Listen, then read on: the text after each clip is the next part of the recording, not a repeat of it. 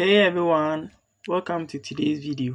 It's your YouTube tutor here, and today I'm here to show you how to solve 66 squared in this fast and simple trick which can help you get the answer in seconds.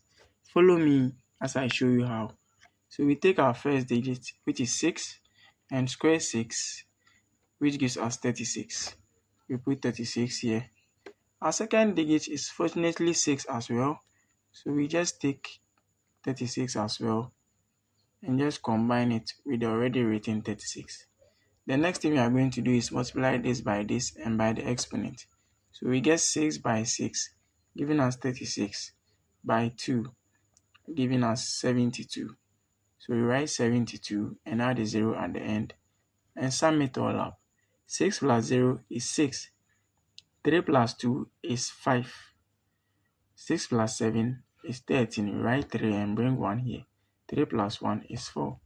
So 66 squared is nothing else but 4,356. Thanks for watching this video and don't forget to subscribe and like. See you next time. Bye bye.